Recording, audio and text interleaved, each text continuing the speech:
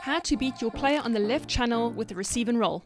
So a pass gets made to the player on the left sideline. Now sometimes when we receive the ball on the left, it can be perceived as a bit of a weakness. Obviously we're a lot stronger on the right hand side where we can carry the ball a lot stronger.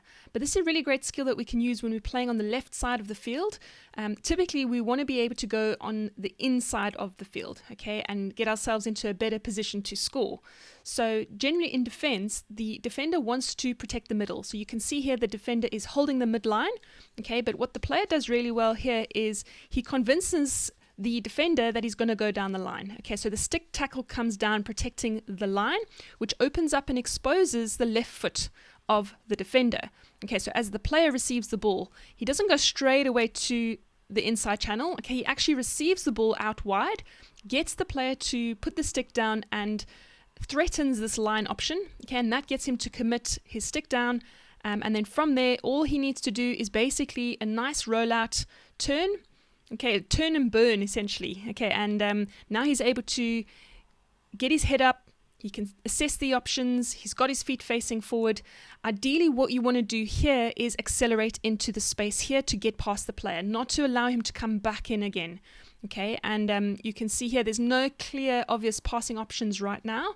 Okay, so he delays his pass. He's trying to look up and find that pass.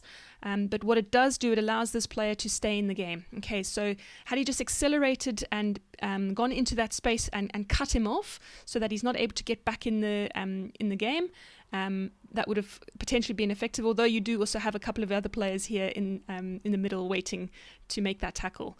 Okay, but he draws a foul. The player makes a foul, gets the free hit, and we are now in a position here with the free hit in a much better position than out on the sideline. Okay, so it's a really good example of how you can use a receive and roll on the left-hand side to commit the player and then use that inside space, a rollout. Make sure that you accelerate into that space to beat the player and cut them off, stopping them from making the tackle, or at least forcing them to make a bad tackle so that you can win a free hit in a better position on the field. If you're a hockey player over 35 looking for ways to improve and take your game to the next level, check out my free training I put together called the 4 Ways to Modernize Your Game. You can find the link in the description or head to my bio to get instant access.